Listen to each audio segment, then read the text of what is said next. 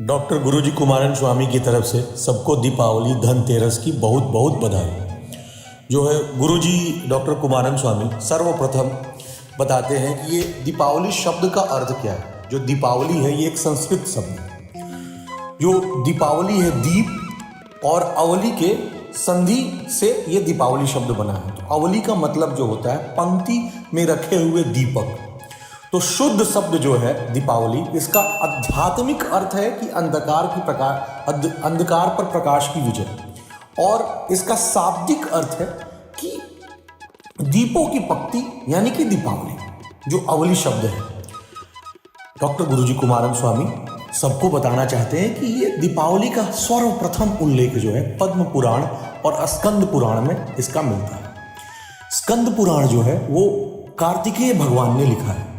जो सबसे बड़ा पुराण है सनातन धर्म में, वो सबसे बड़ा पुराण स्कंद पुराण को माना जाता है। सबसे ज़्यादा मंत्र छंद जो है सबसे ज़्यादा स्कंद पुराण में है। तो स्कंद पुराण के रचयिता खुद जो है स्कंद जी हैं, जिनको हम कार्तिकेय कहते हैं। और कार्तिक मास भी है। कार्तिक मास की अमावस्या के दिन दीपावली मनाई जाती है। तो ये सारा का सारा एक दूसरे से लिंक्ड है, ऐसा डॉक्टर गुरुजी कुमारन स्वामी जी का बताना है। तो पद्म पुराण और स्कंद पुराण की कहानियों के अनुसार डॉक्टर गुरुजी कुमारन स्वामी बताते हैं अपने भक्तों को कि समुद्र मंथन के समय कार्तिक मास की अमावस्या को भगवती महालक्ष्मी जी का सागर से प्रादुर्भाव हुआ था। समुद्र मंथन हुआ था। इसके पीछे की कहानी ऐसी है, संक्षेप में ये है कि राजा जो बलि थे, राक्षसों के राजा, वो देवताओं के स्वर्गलोक में जाते हैं और वहाँ उनकी कहासुनी होती है। और उसी में वो जो अमृत का भरा कलश था उसको लेके भागते हुए पृथ्वी लोक की तरफ आते हैं। जो राक्षस अपने पाताल लोक में जाना चाहते हैं लेके, इसी बीच में उनके हाथ से देवताओं के बीच और दानवों के राजा बलि के बीच हाथापाई होती है। इसमें जो अमृत कलश था वो समुद्र में गिर जाता है। फिर वहाँ से समुद्र मंथन करके जितनी सारी चीज़ें विलुप्त हो गई थी, जैसे महालक्ष्मी माँ जो है अमृत, धन्वंतरी, जो कामधेनु गाय, इन सबको एक एक करके ये लोग आते हैं। तो जो दीपावली से 2 दिन पूर्व एग्जैक्टली धनतेरस हम मनाते हैं। लेकिन डॉक्टर गुरुजी कुमारन स्वामी जी का इसमें ये कथन है कि धनतेरस कोई धन खरीदने का दिन नहीं है, ये त्रयोदशी है। इस चीज को समझना है। और त्रयोदशी क्या है? भगवान धन्वंतरी का इस दिन जो है प्रादुर्भाव हुआ था समुद्र से। और धन्वंतरी किसके देवता है? स्वास्थ्य के देवता है। तो त्रयोदशी और त्रयोदशी का जो समय है वो भगवान शिव का है। भगवान शिव जो है त्रयोदशी के दिन प्रदोष काल में, संध्या काल में कैलाश में नृत्य करते हैं, ऐसा शिव पुराण में कहा गया। और त्रयोदशी भगवान शिव का दिन है और शिव को ही सबसे योगी भी कहा गया है। स्वास्थ्य का सबसे बड़ा उनको प्रतीक माना गया है।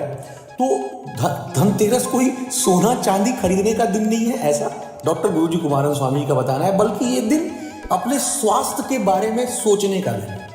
तो पृथ्वी लोक पे जो अवतरण हुए थे भगवान धन्वंतरी, वो धनतेरस के दिन हुए थे।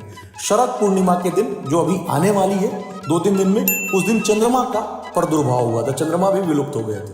कार्तिक द्वादशी के दिन, जो त्रयोदशी से एक दिन पहले पड़ेगा, उस दिन कामधेनु गाय का प्रादुर्भाव हुआ था। चतुर्दशी को काली माता का, इसी के चलते हम नरक चतुर्दशी मनाते हैं।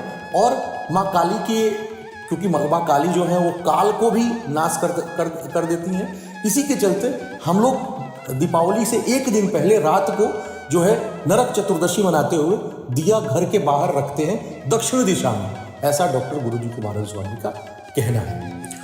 तो और अमावस्या के दिन महालक्ष्मी का प्रादुर्भाव हुआ था, इसी की वजह से हम दीपावली मनाते हैं। वैदिक काल में जो महत्व अश्वनी को प्राप्त था, वही जो है पुराण काल में धन्वंतरी को प्राप्त हुआ। जहां अश्वनी के हाथ में मधु कलश था, वहां धन्वंतरी के हाथ में अमृत कलश था। क्योंकि भगवान विष्णु संसार की रक्षा करते हैं, अतः रोगों को रक्षा करने वाला भगवान धन्वंतरी को विष्णु का अवतार माना गया था।